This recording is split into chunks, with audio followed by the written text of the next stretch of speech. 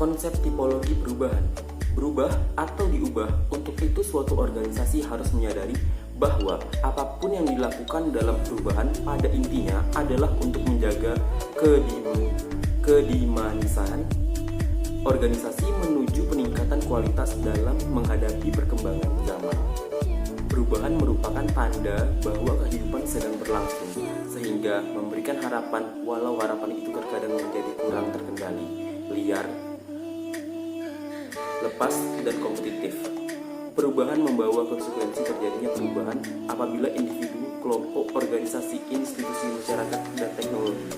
Saat ini telah banyak kita temukan berbagai perubahan yang dilakukan oleh sebuah organisasi dengan bertahan di lingkungannya dan mewujudkan tujuan-tujuan tertentu yang diharapkan akan membuat organisasi tersebut bisa terus berjalan menghadapi persaingan di tengah majunya zaman. Perubahan dapat saja terjadi tanpa dapat diprediksi. Namun juga pada perubahan yang dapat diprediksi, perubahan itu dapat saja terjadi karena revolusi, reformasi, evolusi, dan inovasi. Demikian pula pada tahun 1998, Indonesia mengalami perubahan besar tanpa diprediksi melalui reformasi. Setelah kejadian itu, gejala perubahan di segala bidang kehidupan, tren peningkatan, boleh jadi ini efek reformasi ataupun akibat globalisasi serta perkembangan teknologi dan informasi secara aktif. Untuk itu, berbagai upaya dilakukan dalam rangka meminimalisir persoalan yang muncul sebagai akibat dari perubahan itu. Seperti mengelola ketidakpuasan dengan status quo di antara karyawan, kebutuhan akan model atau visi masa depan yang akan menuntun redesign organisasi dan kebutuhan akan proses perubahan yang dikelola dengan baik untuk membantu karyawan memodifikasi sikap dan perilaku mereka. Winardi mengungkapkan bahwa perubahan adalah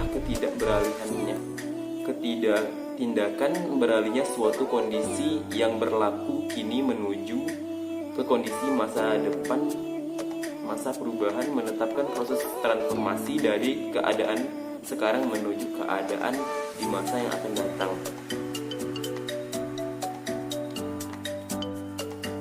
Kebijakan ini memungkinkan masyarakat yang belum memiliki fisik lain bisa memanfaatkan wortel tersebut untuk berkomunikasi dan sekaligus bisa memanfaatkan keterbatasan jaringan telepon yang dimiliki PT Telkom.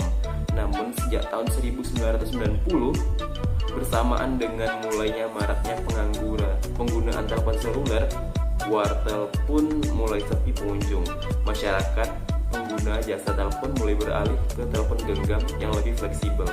Demikian juga pelanggan telepon rumah yang semula mendapat teguran dari PT Telkom karena dianggap tidak memanfaatkan telepon rumah secara optimal, bisa saja disebut dengan telepon tidur. Sekarang tidak lagi demikian. Sekarang telepon rumah seolah-olah hanya sebagai telepon alternatif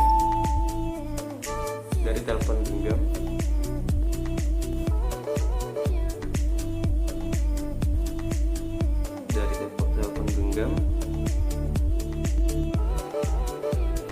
Ghani 1993 mengelompokkan tipologi perubahan ke dalam 3 tipe, yaitu Smart Incremental Change. Smart Incremental Change merupakan jenis perubahan yang mencakup serangkaian perubahan yang berlangsung pada kecepatan konstan, ditunjukkan pada garis datar, dan lingkungan eksternal yang relatif stabil, di mana perubahan terjadi secara lambat, sistematis, dan diprediksikan.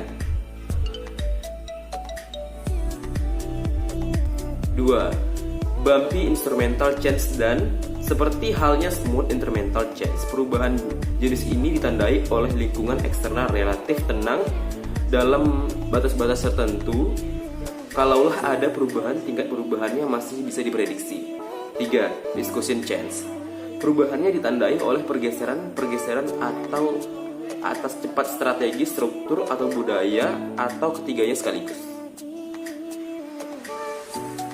Area utama perubahan lingkungan eksternal perusahaan meliputi strategi, struktural, proses, orienting, berpusat pada orang.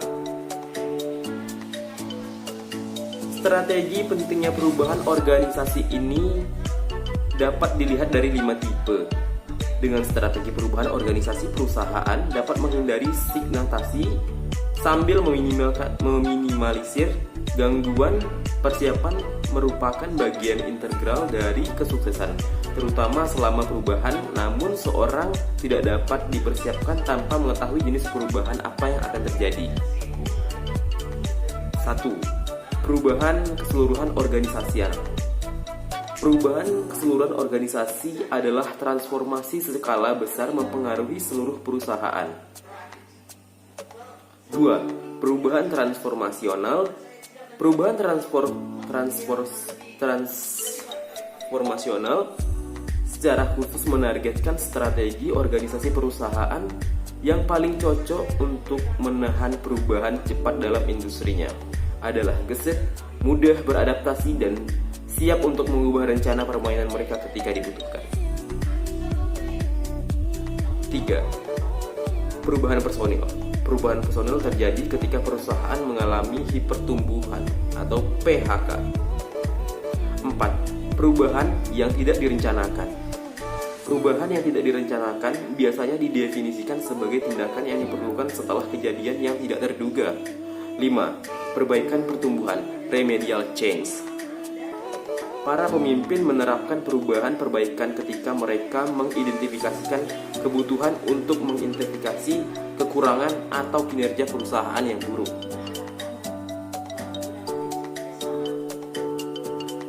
3. Dan bagaimana memastikan adanya perubahan organisasi dan sukses melakukan perubahan berdasarkan tipologi yang ada. Perusahaan tanpa implementasi yang tepat